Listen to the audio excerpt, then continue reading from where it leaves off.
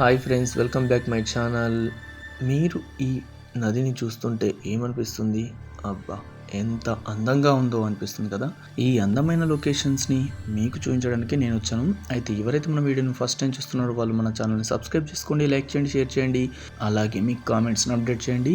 మీరు మనకి ఇచ్చే సపోర్ట్తో ఇంకా చాలామంది ఇలాంటి కొత్త కొత్త ప్లేస్లని మనం పరిచయం చేయొచ్చు. అయితే నేను మీ భువన్, మన channel name B city in. Basara అని ఈ నవీన కాలంలో పిలుస్తూ ఉంటే, మనకి పూర్వకాలంలో ఈ బాసర గ్రామం అనే పేరు ఎలా పుట్టింది అని చరిత్ర వెనక్కి తిరిగి చూసుకుంటే, అసలు నిజం చెప్పాలంటే ఈ బాసరకి పేరే లేదు. మరి ఇంత గొప్ప పుణ్యక్షేత్రంగా ఎలా మారింది అని మీ డౌట్ కదా. పూర్వకాలం చాళుక్యుల రాజ్యంలో ఉండగా ఒక మహర్షి తపస్సు చేస్తూ చేస్తూ ఈ గంగా నది ఒడ్డున వచ్చి తపస్సు ఆచరిస్తూ ఉండగా ఆ మహర్షి పేరే వేదవ్యాస మహర్షి.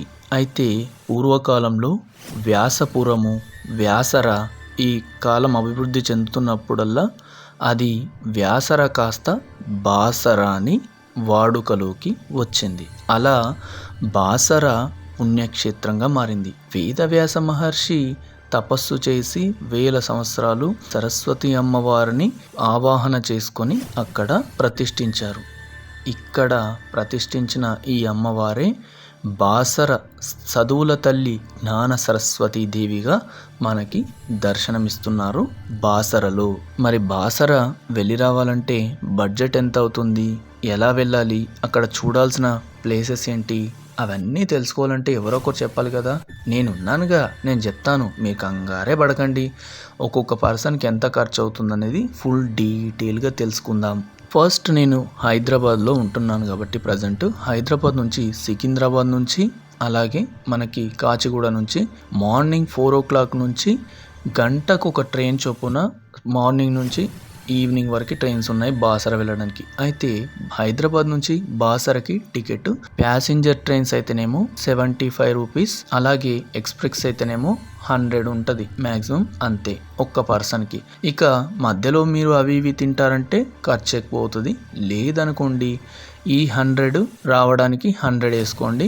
అక్కడ బస్సులు, ఆటోలు వెళ్ళి రావడానికి, లోకల్లో తిరగడానికి ఒక 100 రూపీస్ యాడ్ చేసిన మొత్తం 300లో కంప్లీట్ అవుద్ది. ఇక వాటర్ బాటిల్ అవి ఇవి అని కొనకండి భయ్యో, ఎందుకంటే మనకి మినరల్ వాటర్ సర్వీస్ కూడా అక్కడ చాలా బాగా చేస్తున్నారు. మనకు ఫుడ్ ఛార్జెస్ కాకుండా 400లో వెళ్ళి రావచ్చు. ఇంకా మీరు అక్కడ ఫుడ్ ఎలాంటి కొత్త కొత్త టేస్ట్లు చేయాలనుకుంటే కొంచెం ఇంకో 200 ఎక్కువ అవుద్ది. లేదంటే మీరు ఫ్రీగా అన్నదాన సత్రం కూడా ఉంది బాసర్లో, అక్కడ అన్నదానం కూడా చేస్తారు.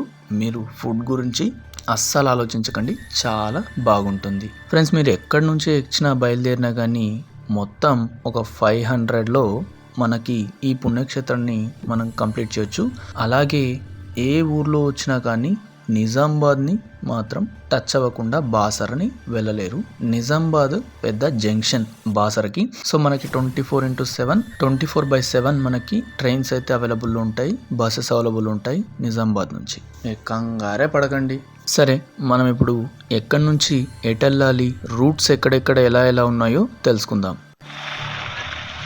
నా బ్యాక్ సైడ్ ఉన్నది రైల్వే స్టేషన్ నుంచి బయట కానీ ఇట్లా ఛత్రపతి శివాజీ చౌక్ ఒకటి కనిపిస్తుంది. ఈ సర్కిల్ దగ్గర నుంచి మీకు 2 రూట్స్ ఉంటాయి అన్నట్టు. ఒక రూట్ నా బ్యాక్ సైడ్ ఇలా వెళ్ళేదేమో డైరెక్ట్గా గంగా స్థానానికి వెళ్తుంది.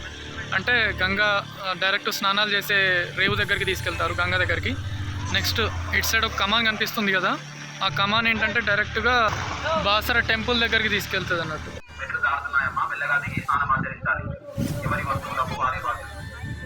గోదావరి నదికి చాలా ఇష్టమైనది దీపారాధన. ప్రతి ఒక్కరు దీపారాధన పైన పువ్వుల దీపాలు దొరుకుతాయమ్మా. దీపారాధన చేసి అమ్మవారి దర్శనానికి వెళ్ళాలి. గోదావరి నది స్నానాన్ని చేసి ఫ్రెండ్స్, మనం గోదావరి గట్టు దగ్గరికి వచ్చినాము. ఇదే గోదావరి పుష్కర ఘాట్. స్నానం చేసిన తర్వాత ఇక్కడ పైకి వచ్చిన తర్వాత సరస్వతి అమ్మవారికి దీపారాధన చేసి బాసర సరస్వతి దేవుని దర్శించుకోవడానికి వెళ్తారు పైకి. ఇక్కడ గంగా నది దగ్గర గట్టు పైన అమ్మవారిని పూజించడం జరుగుతుంది. ఇక్కడ దీపారాధన చేసిన తర్వాత సరస్వతి దేవిని దర్శించుకోవడానికి వెళ్తారు. సో ఇది ఆటో స్టాండ్. డైరెక్ట్గా మనకి రైల్వే స్టేషన్ నుంచి ఆటోస్ ఇక్కడికి వచ్చి ఆపుతారు. అది దేవస్థానానికి వెళ్ళాలనుకుంటే ఇక్కడికి వచ్చి తీసుకొస్తారు డైరెక్ట్గా. లేదు మనము గంగా దగ్గరికి వెళ్ళి స్నానాలు చేసి రావాలంటే అటు ఇంకో రూట్ నుంచి గంగా దర్శనానికి పుష్కర గోదావరి సైడ్ తీసుకెళ్తారు. ఆ రూట్ కూడా ఈ పక్క నుంచి వెళ్ళిపోవచ్చు. తర్వాత ఈచ్ పర్సన్కి 20 రూపీస్ తీసుకుంటారు అన్నట్టు.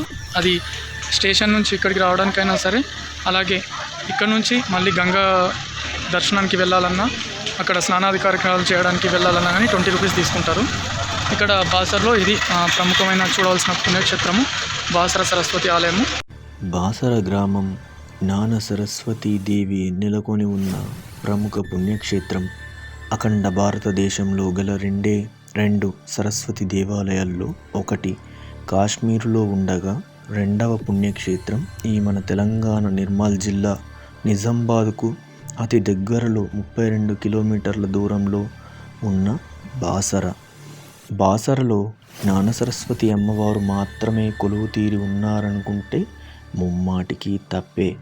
బాసరలో జ్ఞాన సరస్వతి అమ్మవారితో పాటుగా మహాలక్ష్మి అమ్మవారు కూడా ఉన్నారు. అందుకే సరస్వతి ఆశీర్వాదం ఉంటే లక్ష్మీ కటాక్షం ప్రాప్తిస్తుంది అంటారు. ఇక జ్ఞాన సరస్వతి లక్ష్మీ అమ్మవార్లని దర్శించుకొని గర్భగుడి నుంచి బయటకు వస్తే ఆలయానికి కుడివైపు గోశాల నుంచి పైనున్న కొండపైకి వెళ్తే మహంకాళి సమేతురాలై మొత్తం 3 అమ్మవార్లు కొలువు తీరి ఉన్నారు. ఈ మందిరం నిర్మించే శైలిని చూస్తే చాళుక్యుల కాలంలో చాళుక్యులచే నిర్మించి ఉంటుంది. సరస్వతి మహాలక్ష్మి అమ్మవార్ల దర్శన భాగ్యం తర్వాత ఎడమవైపు మనకి దత్తాత్రేయ మందిరం కనిపిస్తుంది.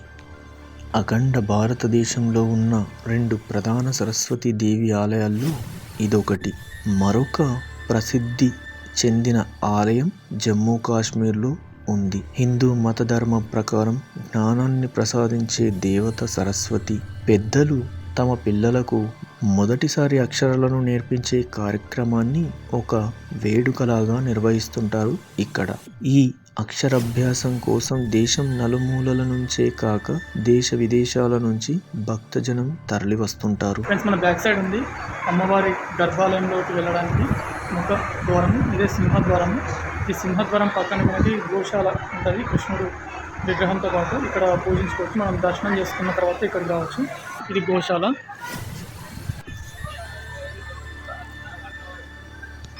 మనం గోశాల దర్శించుకున్న తర్వాత మనకి అమ్మవారికి పైన సైడ్ ఎగువ గుట్ట పైన మనకి ఇంకా ఉప ఆలయాలు ఉన్నాయి అమ్మవార్లవి. ఇక్కడ మరో ఆలయం వేదవ్యాస మహర్షి గుహ. అమ్మవారు కోనేటికి పక్కన ఉన్న వ్యాస మహర్షి ఆలయాన్ని దర్శించుకోవలసిన ఉప ఆలయాలు. అలాగే అమ్మవారి దర్శనాల తర్వాత కొండపైన వేదవ్యాస మహర్షి తపస్సు చేసిన గుహ కూడా దర్శించుకోవలసిన ఆలయం. వేదవ్యాసుడు తపస్సు చేసిన గుహను మీకు చూపిస్తున్నాను. ఇదిగో ఈ కొండల మధ్యలో అనువనువు ఇక్కడ స్వామివారి తపస్సు శక్తితో అమ్మవారిని ఆసీనం చేసుకొని ఇక్కడ ప్రతిష్ఠించారు బాసర్లో. సరస్వతి అమ్మవారు పాదుకలివి. వేదవ్యాస మహర్షి తపస్సు చేసిన గుహ ఇది. ఇది అఖండ జ్యోతి ఎప్పుడు వెలుగుతూనే ఉంటుంది. చూస్తున్నారు కదా,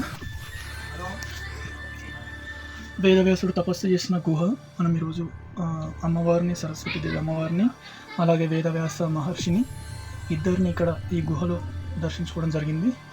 మీరు బాసర వస్తే ఈ గుహని తప్పక దర్శించండి. ఎంట్రీ టికెట్ 5 రూపీస్ ఉంటుంది. సో అమ్మవారిని, వేదవ్యాస మహర్షిని ఇద్దరిని దర్శించుకోండి.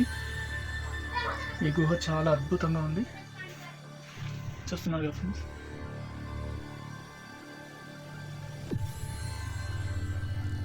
ఈ శిలను చూస్తుంటే ఒక వింత ఆకారంతో కనిపిస్తుంది కదా. అయితే ఇక్కడ బాసర్లో ఈ గుండుని ధనము గుండు లేదా సీతమ్మ నగల గుండు, వేదశిల అని పిలుస్తుంటారు. మరి ఈ శిలకి అంత ప్రత్యేకత ఏముందనే డౌట్ కూడా రావచ్చు.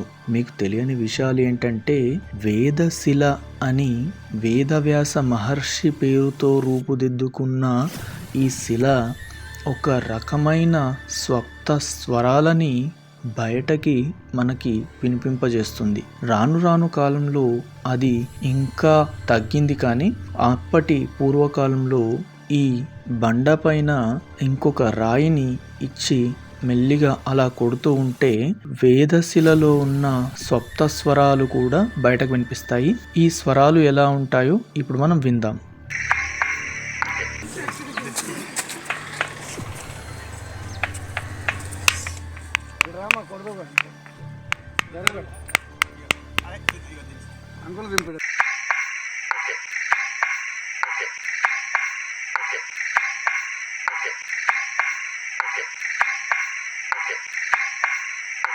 విన్నారు కదా, కొట్టిన ప్రతిసారి ఒక్కొక్క రకమైన సౌండ్ వస్తుంది. ఒకసారి గంట సౌండ్, ఒకసారి కంచు మీద రాయిచ్చు కొడితే వచ్చిన సౌండ్, ఒక్కోసారి బిందెలో రాళ్ళేసిన కొట్టిన సౌండ్, ఇలా ఒక్కోసారి ఒక్కో సౌండ్ వస్తుంది. ఇలా సప్త స్వరాలని ఈ వేదశిల మనకి బయటకు వినిపిస్తూ ఉంటాయి. ఇప్పటివరకు చాలా మంది ఈ శిలని దర్శించుకోకుండా, అసలు ఇలాంటి శిల ఉందని బాసర్లో ఎవ్వరికీ సరిగ్గా తెలియదు. ఈ శిలని చూడాలి అంటే మనం బాసర గ్రామం బస్ స్టాండ్ కి వెళ్తే బస్ స్టాండ్ పక్కనే ఒక పెద్ద శిల కనిపిస్తుంది. ఆ శిల ఈ వేదశిల. ఈసారి మీరు వెళ్ళినప్పుడు తప్పకుండా ఈ శిలని దర్శించుకొని మాత్రమే రండి, ఎందుకంటే ఇలాంటి శిలలు అతి తక్కువగా కనిపిస్తుంటాయి. జ్ఞాన సరస్వతి దేవి అమ్మవారి పూజా సమయాలు ఉదయం 4 గంటల నుంచి సరస్వతి దేవి సుప్రభాతంతో మొదలవుతుంది. అలాగే భక్తులకి అభిషేకాలలో కూడా పాల్గొనడానికి అవకాశం ఉంటుంది. తర్వాత 12:30 వరకు భక్తులని దర్శనానికి అలౌ చేస్తారు. ఆ తర్వాత 2 గంటల వరకు మళ్ళీ బ్రేక్ ఉంటుంది. 2 గంటల తర్వాత మళ్ళీ సాయంత్రం 9 గంటల వరకు అమ్మవారిని దర్శించుకోవడానికి భక్తులని అలౌ చేస్తారు. ఇది ఆలయము, ఈ ఆలయ ప్రాంగణము. అయితే వేదవ్యాస మహర్షి ఆలయంలో చాలా అద్భుతమైన ఆలయంగా నిర్మించారు. ఎందుకంటే అమ్మవారిని సాక్షాత్తు కటాక్షం పొంది వేదవ్యాసుడు రాసిన అమ్మవారి కీర్తనలకు మనం ఈరోజు అమ్మవారిని మనం పూజిస్తూ ఉన్నాము. అందుకని వేదవ్యాస మహర్షి దర్శనం చేసుకుంటే అంతటి జ్ఞానం మనకు కూడా కలుగుతుందని ఒక ప్రగాఢ నమ్మిక. అందుకని ప్రతి ఒక్కరూ ఈ వేదవ్యాస మహర్షి ఆలయాన్ని దర్శించుకుంటారు. వేదవ్యాస మహర్షి ఆలయాన్ని ప్రతిష్ఠించారు, అంటే విగ్రహాన్ని ప్రతిష్ఠించారు. ఆ విగ్రహము ఇక్కడ శివుడు కూడా లింగోద్భవ రూపంలో ఇక్కడ స్వయంభుగా వెలిసిన లింగం ఇది. సో ఈ లింగంకి బ్యాక్ సైడ్లో వేదవ్యాస మహర్షి విగ్రహాన్ని కూడా అమర్చారు. సో చూస్తున్నారు కదా, ఎంత అద్భుతంగా ఉంది వేదవ్యాస మహర్షి ఆలయం. శంకరుని కూడా మనం దర్శించుకోవడం జరిగింది. ఇది బాసరకి మనం దర్శనం చేసుకొని బయటకు వస్తున్నప్పుడు మనకి రైట్ సైడ్లో వస్తుంది. మనకి రైట్ సైడ్లో మనం ఈ ఆలయాన్ని దర్శించుకోవచ్చు. పాత శిలాశాసనాలు కనిపిస్తున్నాయి, వాటిని మీకు చూపించే ప్రయత్నం చేస్తాను.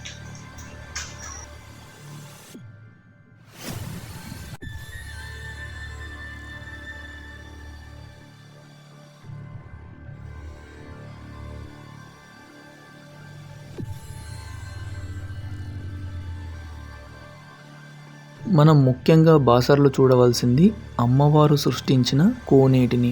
ఇందులోనే వేదవ్యాస మహర్షి వారు స్నానమాచరించి అమ్మవారి దీవెనలను పొందిన మహా గొప్ప కోనేరు ఈ పుష్కరిణి. అయితే ఈ కోనేరు నీటిలో కనిపిస్తున్న మధ్యలో ఒక బావి ఉంటుంది. ఆ బావిలో నీరు ఒక రకమైన ప్రత్యేకమైన రుచిని కలిగి ఉంటాయి. ఈ నీటితోనే అమ్మవారికి పూర్వకాలము అభిషేకానికి వాడేవారు. ఈ బావికి చుట్టుపక్కల ఉన్న నీరు మరో రుచిగా ఉంటాయి, అంటే 2 టేస్ట్ వేరే ఉంటుందన్నట్టు నీటిది. అయితే ఈ బయట ఉన్న నీటిలో భక్తులు స్నానమాచరించి అమ్మవారి దర్శనానికి వెళ్తే మరికొంతమంది భక్తులు గంగా నదిలో స్నానమాచరించేవారు. మీకు తెలియని ఇంకో సీక్రెట్ ఏంటి తెలుసా? ఈ కోనేటిలోని నీరు రహస్యంగా గంగా నదిలో వెళ్ళి కలుస్తూ ఉంటుంది. ఈసారి వెళ్ళినప్పుడు బాసర్లో ఈ ప్లేస్లన్నీ చూసి ధన్యులు కండి.